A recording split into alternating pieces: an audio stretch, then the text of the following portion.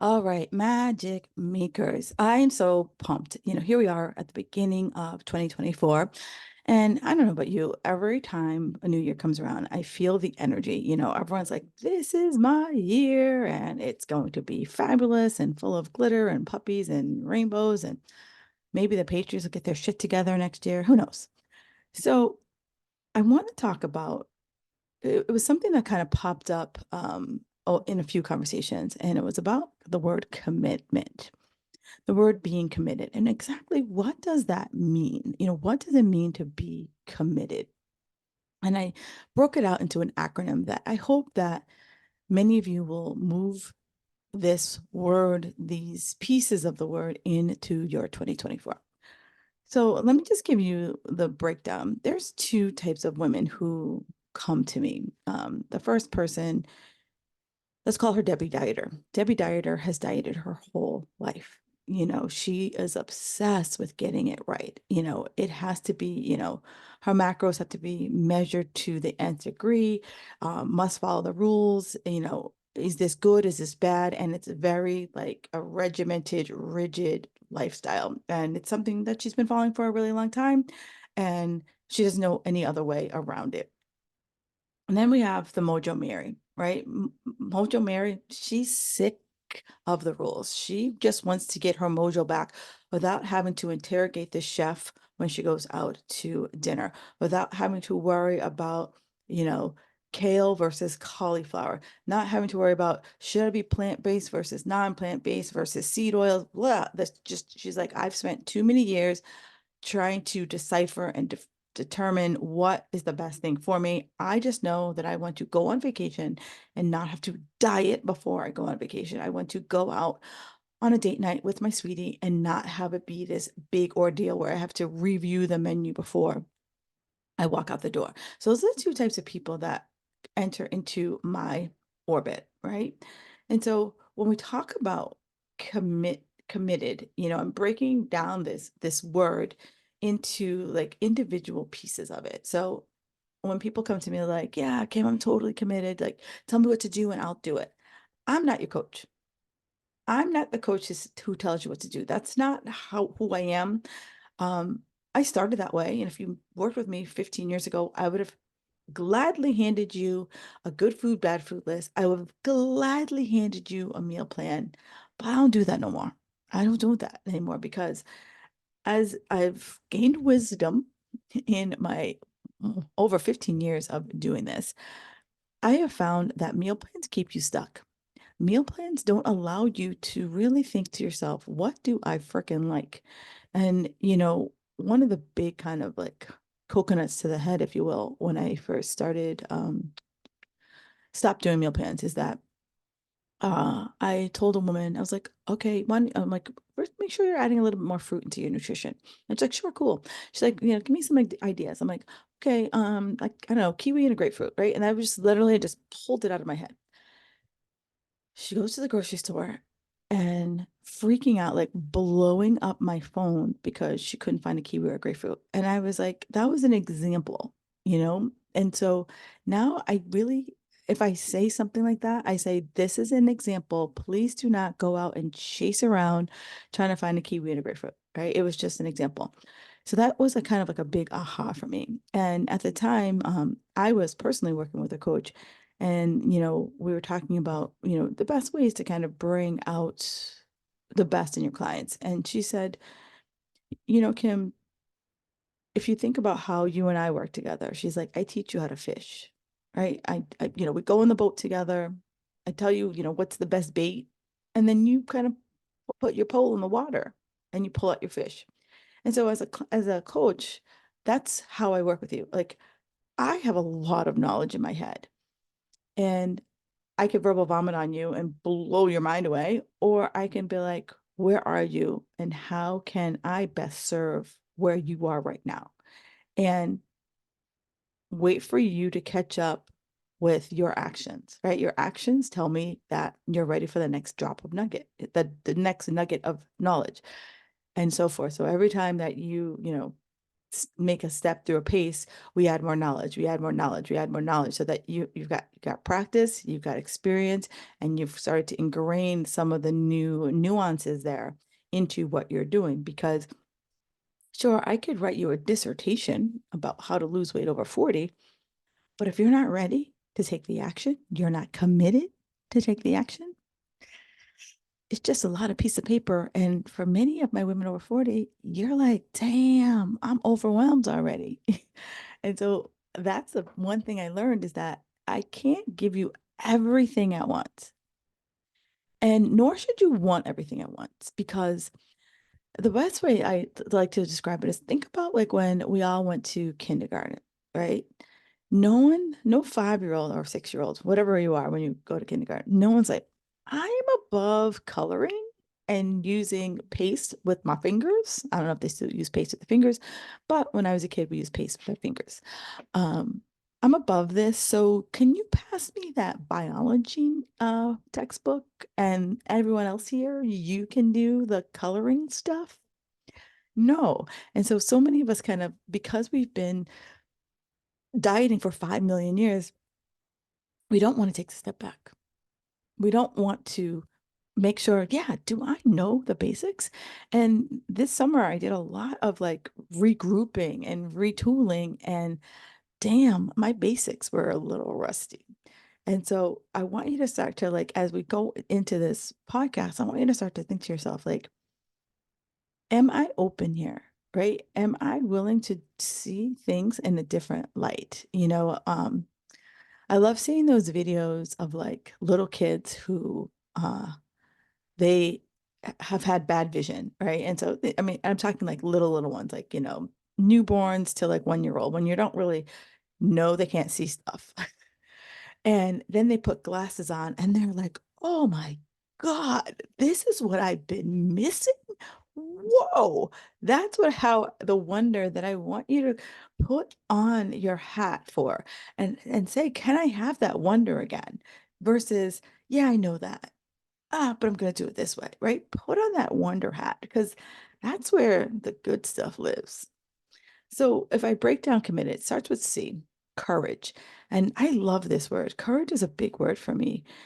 And it is having the courage to do something different. I have been in the diet game since 2001. And let me tell you, I have shifted my nutrition probably 3 times since 2001. I ate the same way, literally from 2001 until 2013, 14, when menopause started to like beat me about the head and neck. And then I had to make a shift. I had to go plant-based because I had severe estrogen dominance. And that was like a big shift for me. And it was huge shift. I'm no longer plant-based, just so you know. But it was a year of like figuring shit out. And, I'm someone who wants to nail it on the first try. And it took me a while to get my feet underneath me doing that. Um, and that was a shift. So I did that for a year, and then slowly started to start adding in more animal-based things. And then like the third shift was like really ramping up my protein. I was always very pro protein, since I did a lot of fitness and figure competition, but really the leap from like 30 to 50 grams was really eye-opening. How challenging it is for someone who was already pretty heavy protein diet based, to adding that extra 20 grams in my meals. That was just like, oh my God, this is like, climbing uphill in like Louis Vuittons. So it was asking myself, like, am I willing to step up and accept the setbacks? Am I willing to step up and know that they're going to be pitfalls? Am I willing to step up and know that I ain't going to nail it every single time I take a hit at this? And so ask yourself if that is your case, versus thinking that, this is a sign, I need to go back to what I'm doing. Or do I love the comfort of like, I know what I'm going to get, even if I'm not getting the results that I want? And, I had a client, and she was, when I was doing a lot of fitness and figure coaching, and she, like, no matter how many conversations we had, logically, she knew she wasn't eating enough food. And, it was kind of like, okay, can meet her where she is. And I was like, throw me a bone. Like, where can we start to add just a touch more food into your nutrition? And, she finally agreed to add a protein shake after her workout. And I'm like, great. And, but she's like, but my workouts need to be harder. And it was just really kind of working with her to kind of have her have the courage that the emphasis on her workout was only going to get her but so far. And really having her understand that and have the courage that it is the food, right? The food is your fuel, a car analogy. If I don't put gas in my car, I don't care if I have the best car on the planet. I could be driving a Rolls Royce. If I don't even know if that's the best car on the planet, but anyway, so if I'm driving, it's an expensive car. So if I'm driving a Rolls Royce and I don't put gas in it, guess what? It ain't gonna go. If I put shit gas in it, some pieces of that car is going to fall apart. And for many of you who might be falling into that mindset, I want you to start to ask yourself, like, am I hungry? How am I energy? How am I craving? Because if those three things are like, oh girl, how'd you know you're not eating enough and you're relying too heavy on your exercise to save you from your nutrition? And it's kind of like you take one step forward, but two steps back or 20 steps back because you're not putting in the gas into your Rolls Royce. So that leads me into being open, right? So if like, if you raised your hand and said, hey, Kim, I want to work with you, or hey, any coach out there, you want to work with you, something's off, right? In your hearts of hearts, something is off. But are you open to do different? Debbie Dieter is like, I want the rules, Kim, give me the rules. And might not be open to me, be like, well, you make the rules, right? There's no rules. You decide what the rules are. I can give you some like guidelines, but I'm not going to be like, this, this is the rules. We're not putting together a cabinet from IKEA here. We're we're building your life. We're building your habits. And, if you listen to this podcast, you know how big I am on creating habits. So are you open to new possibilities? Are you open to exploring different? Because if you're not open to exploring different, it's going to be real challenging, girlfriend. It is going to be really challenging because you're going to keep looking in the mirror and be like, why isn't this changing? Why is nothing happening? Why are my pants still digging into my belly button? Why do I always, sleep like crap? Why am I always chasing this new diet? If I don't take a step back and ask myself, am I open to trying something new that's not going harder with another diet? Which leads into making changes. And so here's where we have to ask ourselves, are we committed to overcoming past challenges, past obstacles? And I always ask my clients this because let's be honest, the same, if you've been doing this a long time and if you are over 40, you've been on at least 10 diets or more. And the same challenges come up, right? Uh, Wanda the workaholic, right? So there's always going to be work that comes in the way, kids' schedules, be it taking them to dance practice or some other sports practice or play dates or, school plays or what have you. Kids' schedules are going to kind of bat you around. Maybe you're dealing with aging parents. Maybe you're dealing with your own health issues, but there's always going to be something going on. And so here's where you kind of ask yourself, what are the things that always throw me off my game? And are there ways for me to um, plan for that, right? Can I plan for that? Am I willing to work with someone and take the accountability, right? Make myself vulnerable that there's going to be feedback and know that this is what I need. That many of the women who come to me, you've been dying for a long time, you know a lot of shit. However, maybe you're not applying it. Or maybe you can't see the trees for the forest. And I know I'm guilty of that. Like I know a lot of stuff, but There's a reason why doctors don't write their own prescriptions. And if they are writing their own prescriptions, I think that's a felony, but I could be wrong. Holla at your girl if you know the answer to that. But you don't see a doctor or a dentist um, filling their own cavities.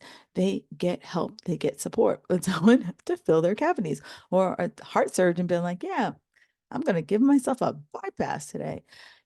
Ask for help, ask for support, and don't shrink away when they're asking you to do something different. They're asking you to get a little uncomfortable because I want you to think about this.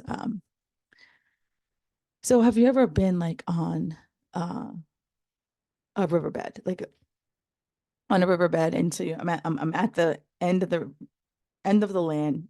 I look across the river, and there's another, and then across is there other land, or you're on a lake and you can look across to the other side of the lake. That lake, that river, however you want to describe it, that is the change. That is the chasm you have to cross to get what you want. And are you willing to cross that river, that chasm, to get the other side?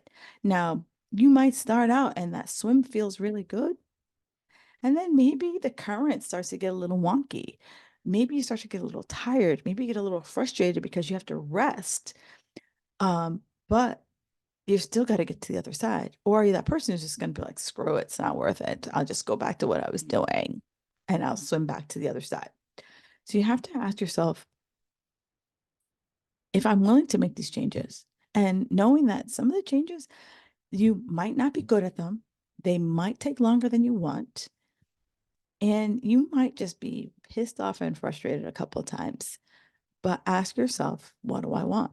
And if what you want is more than putting up with all the bullshit, then you put up with the bullshit that it's going to take you to get there. And I'm not saying you got to go hard, right? That's one of the big things that over 40 women do is like, I must go hard. It must be hard. It must do this. It must do that. No, it must be easy for you. Because if it's easy for you, I'm going to keep freaking doing it. And if it's not easy for me, I will always let work, kid schedules, anything else throw me off my game. Okay. And finally, here, before I move on to the next one, is like, understand what consistency means for you, right? Because when I'm following someone else's rules, they'll say, all right, you must work out X number of times a week. You must eat X number of carbs, fats, blah, blah, blah, blah, blah. And then you're like, oh God, oh God, oh God, oh God. And you just get exhausted because you're just like trying to retain all that stuff in your head versus all of your life crap. And so just kind of like step back and be like, okay, what does consistency mean for me at step one? Because at step 20, consistency might mean a different thing because you've mastered a few things along the path. And then celebrate the small things. I have a client who is a sugar junkie. She self-proclaimed sugar junkie. And I got an email last week and she's like, oh my God, Kim, I remember you were like, how can I preemptively like cut off these like sugar cookie binges? And she said, and I asked her, could she have like 1 to 2 cookies? All right, have 1 to 2 cookies and just sit down and see how she feels. And, a couple trials and errors, she didn't nail it the first try, and nor did I expect her to. And she's like, after a couple weeks, she's like, oh my God, Kim, I sat down, I had 2 cookies, and that's all I had. I didn't go head first into the cookie jar. 2 snaps up and a Tic Tac for that, right? It's like, it's small. And, I was like, go out, turn up some music and just do your own little like Cabbage Patch if you need there. Totally dating myself on that one. So with that, here's where mindset is so blipping huge. Mindset. And so many people say to me, oh yeah, Kim, it's my mindset. And I'm like, do you know what you're talking about? Right? Or is it just one of those like patented pat answers that you give? So I'm gonna give you a quick aside.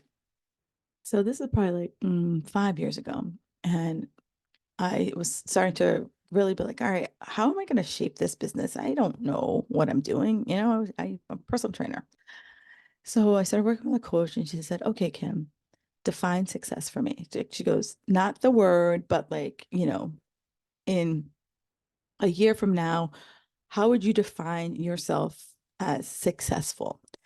And I gave her every pat answer under the sun. I said, oh, I would have more clients, I would be making more money, blah, blah, blah. And she's like, okay, that's great. However, what does it truly mean for you? She's like, I want you to like really, she goes, does anything you just said, does that light you up? Like on the days that you don't want to go to work, on the days that you don't want to pick up that phone and make that awkward call, is that what's going to light you up? And I was like, no, not really. And so she was like, okay, so what is success? Like what's gonna light you up to like show up in your business every single day? And that's mindset, right? Mindset is what is gonna help you show up every single day for your body, show up every single day for your health. And that requires you to break up with rules. That requires you to break up with dieting. And I'll attach this in the show notes, but there's what I have I did a podcast, I think it was last year or maybe the year before. Anyway, it's still relevant. Um, and it's the four R's of mindset. And it all kind of breaks through like where we are in our mindset. And, it's like some of us have that rigid mindset where we're like, it is black and white. You know, I'm either eating kale or I'm eating cauliflower because it's good or bad. I'm either being plant-based or not plant-based because it's healthy. I'm not eating beef or I am eating beef because I heard it'll increase my cholesterol. So it's like we are so like, this is what I believe, this is what I'm embodying. And it's hard for me to shift that thought process. The second is resistance, right? So like maybe you're like, oh, well, maybe beef isn't the reason why I have high cholesterol. Maybe it's something else. Maybe my doctor is just going on studies from the 80s and doesn't really have all the full information. Maybe there is a different path, right? So it's like, but at the same time, you're like, I've held on to this belief for so long, it's kind of hard for me to start to, you know, look for other evidence against it. The third mindset is that you roadblocks, right? Every time a roadblock comes up, that's like, boom, it's my sign. As soon as I'm unable to do all the steps in perfect alignment, then poop, it's a sign. And then finally, you get to the point where you're just like, you're Mojo Mary, who's like, damn it, I'm done. Like, I just can't anymore. And, I want you to really like, as you listen to that, and if you listen to the podcast, I take a deeper dive into this. I just gave you kind of a 40,000 foot level view. Ask yourself, where am I? Right? I usually ask my clients, I kind of give the same overview for people that I start with, and I kind of ask them where they are. And it's really surprising where you might think you are. And when we start working together, what kind of tendencies pop up. And as I was reflecting on kind of some of my own journeys and some of the things I've been working on, is that I sometimes can be resistant, right? I technically know that there might be a different path, but the path might be like, oh, damn, I got to put on my boots. There's going to be some mud. There's going to be some snow. It's going to be cold. Do I want to buckle up to do that? How bad do I want it? Right. So it goes back to, am I committed? Right. Am I committed? Do I have the courage? Am I open to making these changes? Right. So that's where, the mindset comes in, as that for every kind of like ask that you're being asked, like that every ask is being made of you, can you step up to it? Can you be like, okay, yeah, I can do it, versus, damn, this is hard. And you might be like, oh, damn, it's hard. But you're like, all right, I'm going to pull up my big girl panties and I'm going to um, trudge, trudge forward and be willing to explore, be, and examine what is for me, what isn't for me, so that I can finally be consistent. And it might be scaling back, maybe you might be doing too much right now. And maybe it's not dieting. I know I said a dirty word. Maybe it's like taking a freaking break and not freaking dieting. So then we come to I, which is intentions. And this word for a long time triggered me because like we'll always use in the what's your intention? And just always picture this like long flowy robes and like, holding your hands up like in the like with your fingertips touching each other and like clouds and so forth. It was just too like woo-woo for me. But the more I've kind of like dug into the word, because it really like got up my ass. I started really diving into the word, and it really means what direction are you going? It's your GPS. And you know how I always use GPS because it's a fabulous example. It's like I'm gonna punch that shit into my GPS. Where the hell am I going? And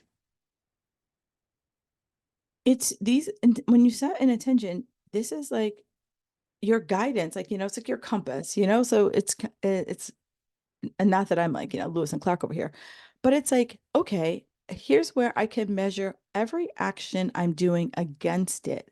It's like either it's guiding me towards the goal or it's not. And, for the most part, fitness isn't black and white, but when it comes to like, if I take this action, is it moving me towards my goal? Yay or nay?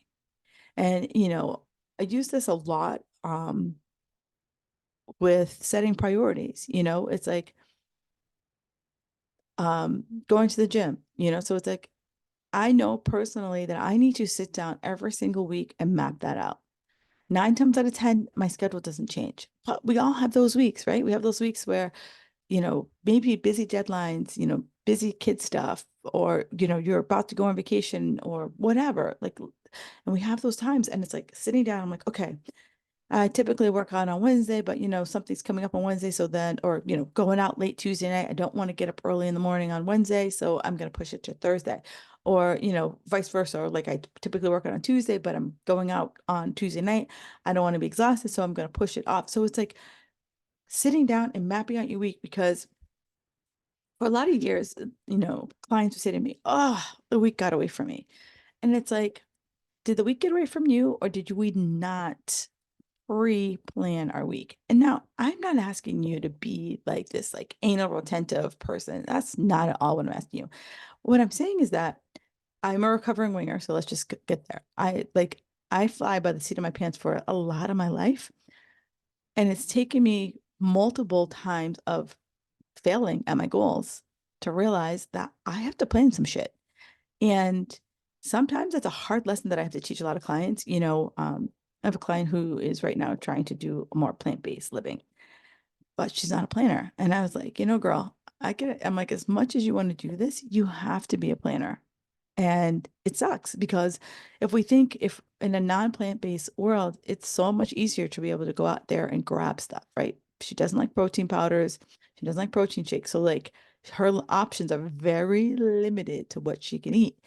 So that requires her to be a planner. And that's, if you're not a planner, that's like a freaking like cinder block falling on your head. But she's also someone who wants to nail it. And it's like really kind of saying, what your intentions are, right? You want to live this plant-based life. You want to be someone who goes to the gym regularly. You want someone who is not exhausted all the time. One of my clients is a night owl and she's just like, I'm just exhausted all the time.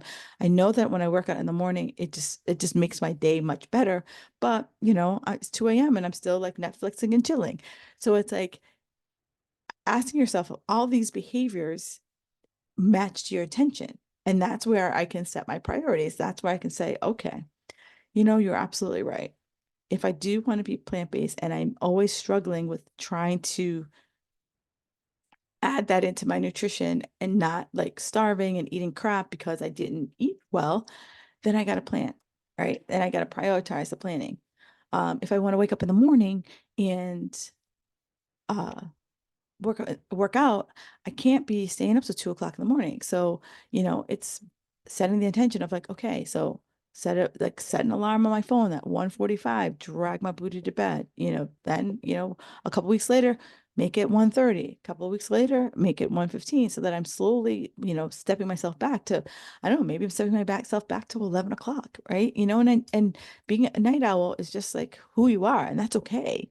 But just deciding, if you choose that you want to work out in the morning, how am I going to remedy the situation by because I set the intention that I want to be someone who works out in the morning. I set the intention I want to be someone who's more plant-based. I set the intention that I'm someone who wants to work out, right? So that means I am sitting down either on a Sunday night or sitting down like the night before and being like, okay, it's Monday.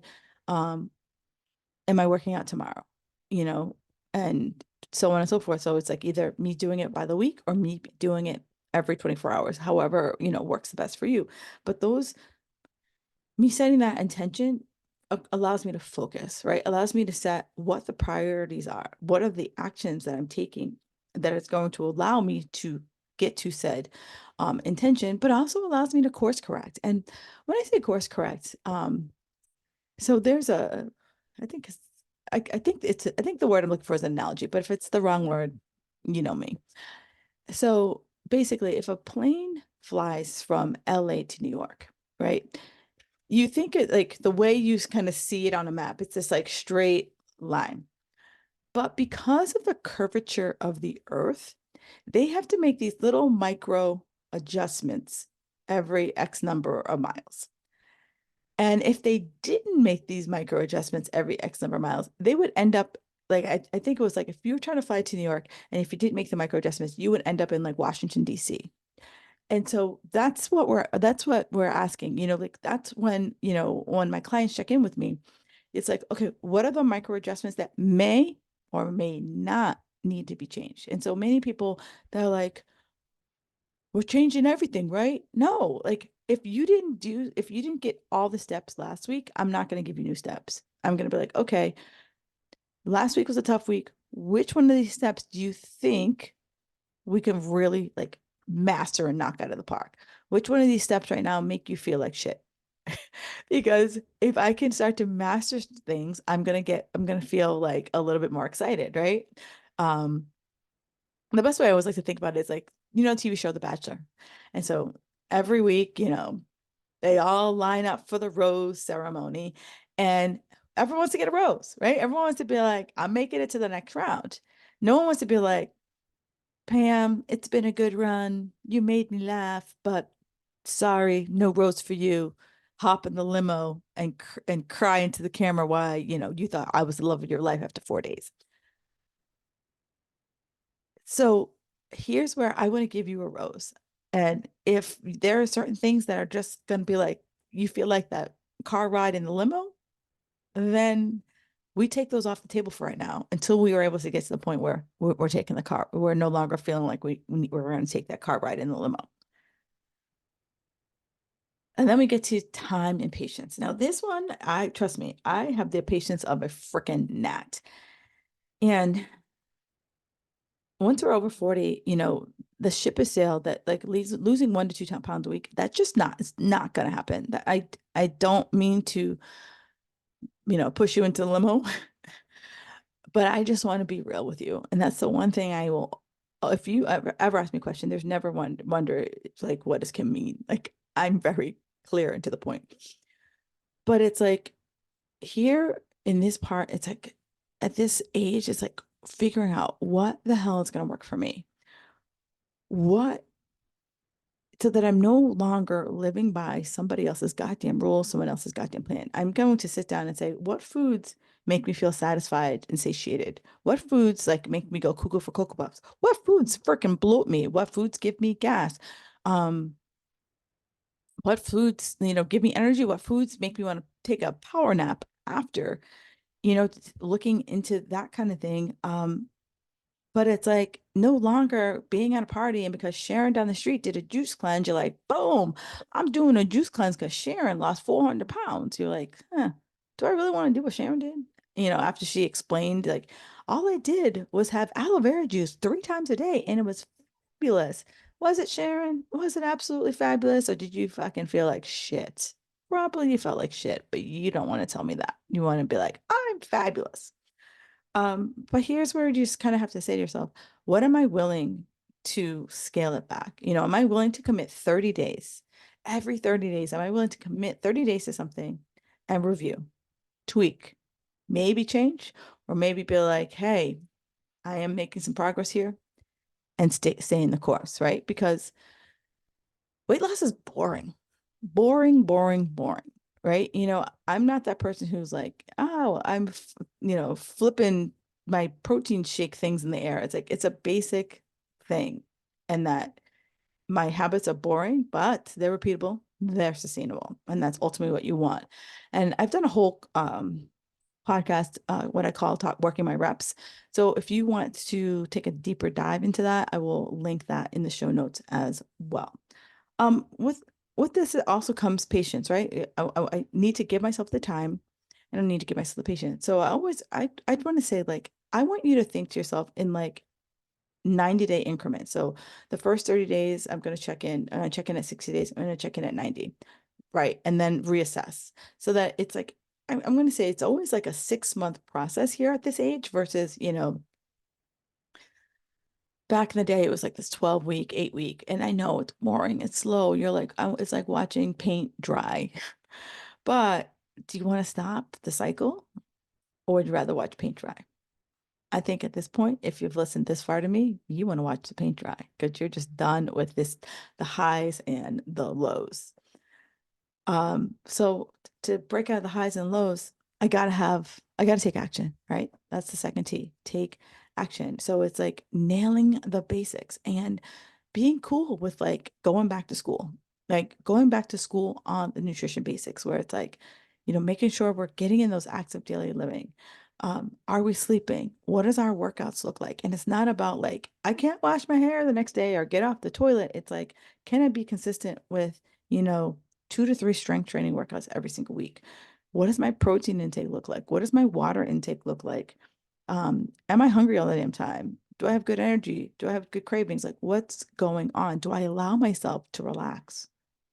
Or do I always feel like I must be like, Joni on the go, right? Or can I just like sit down for like 5 hot minutes and just like breathe? Um, and if those are in good order, then we could talk about dieting. But I don't want you to think about I need to diet if I don't have all these other things in place.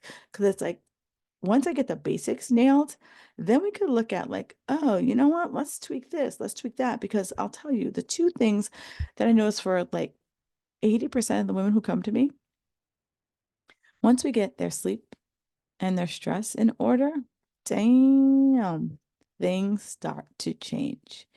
But if you're, Nancy Night Owl, we start to need to slowly get you back into a bed. And if you're a Sally stress ball and, it's like every little thing, you're like on high alert, it's going to be really hard for you to either lose the weight, or if you're someone who is like underweight, gain the weight if we don't manage our stress and our sleep. I was merging the two, calling it slush, which, it's kind of like a Brangelina kind of thing.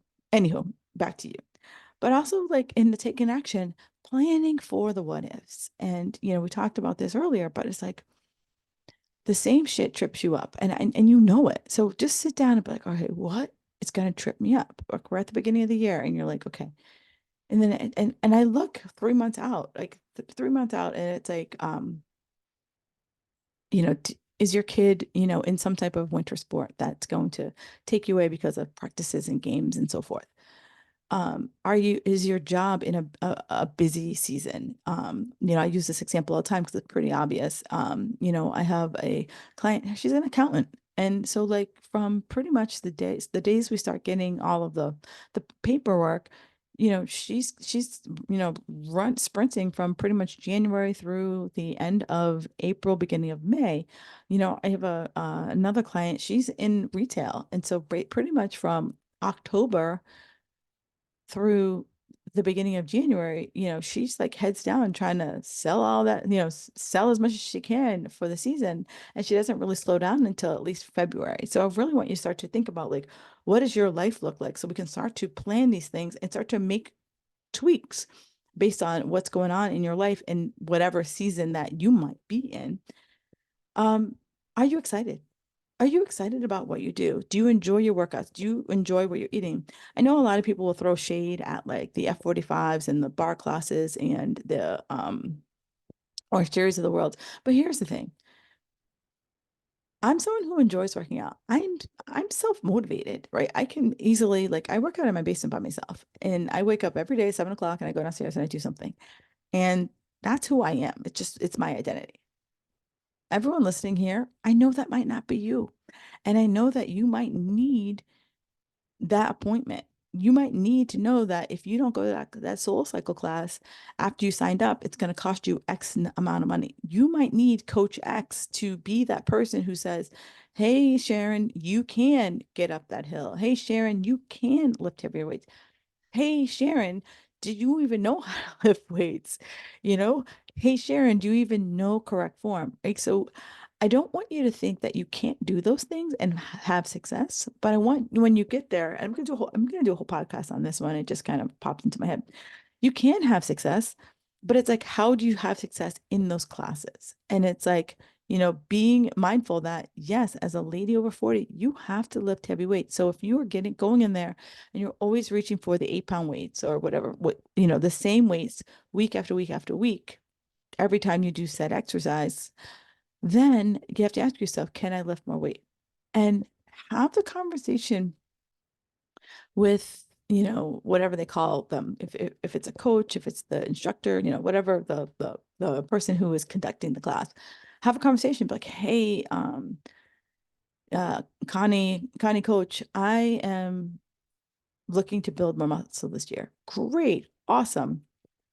And that way when, Coach Connie's like, hey, Sharon, how come you're lifting those 10-pound weights? Try the 12s, try the 15s, right? And so that way she's cued into what you're trying to do while you're in that class. But if you need that, that's great. But I would just want you to know, whatever class you choose to, are you excited about it? And I know I've used this example before, is that, I had another client who so-and-so told her to go to kickboxing, and she was a pretty heavy lady at the time. And I'm like, one, and they told her to go 6 days a week. And I was like, oh. And I was like, well, I said, I really want you to listen to your body. Like, a coach might, there are some coaches out there that might push you further than where your body can go in the moment, right? So it's a little nuanced.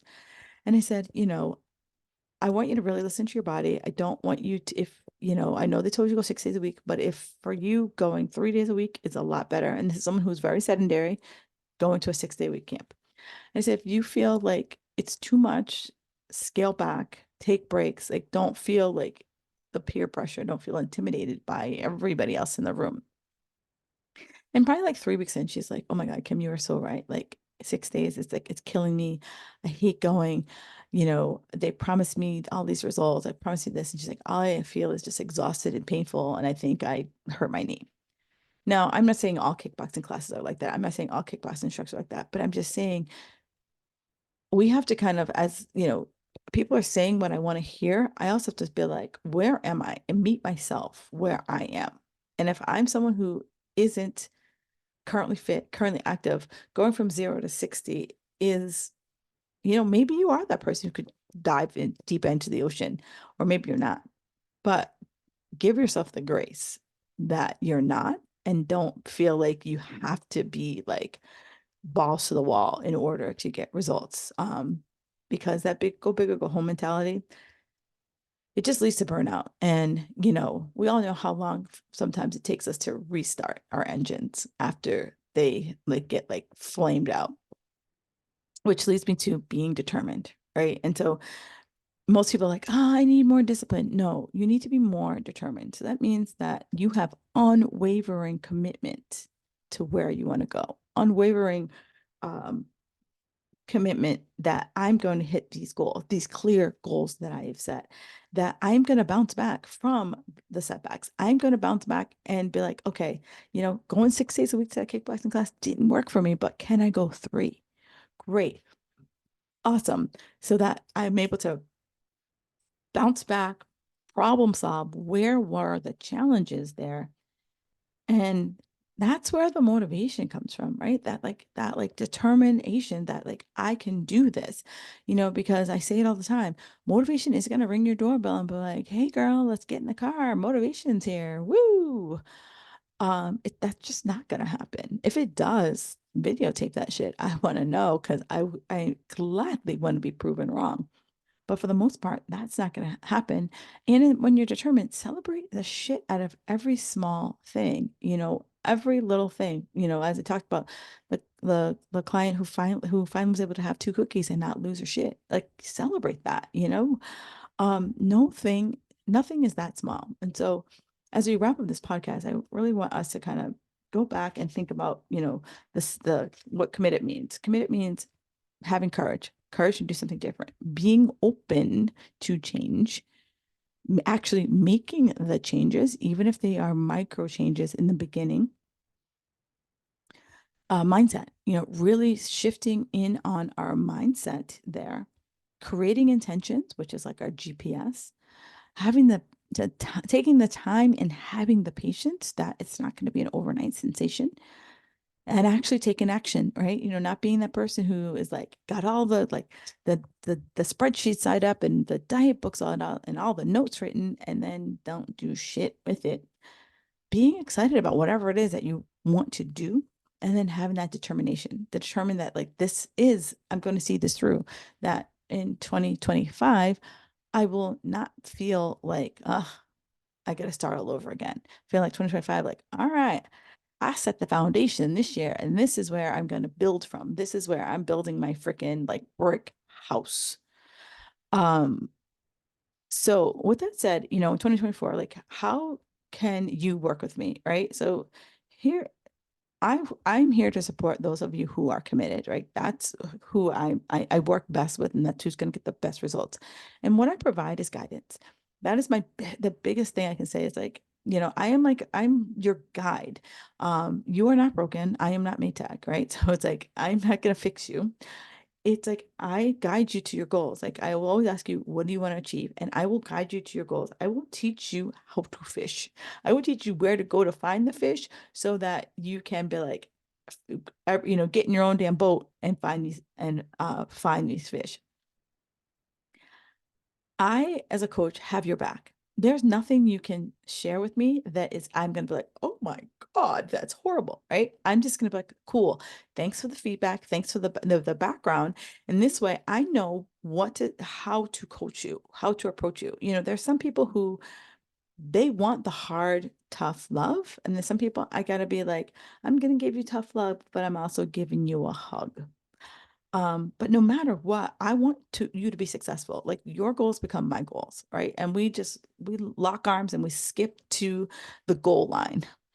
And as a coach, I look at, everything you do and I'm like, how can we optimize your life to be the healthiest?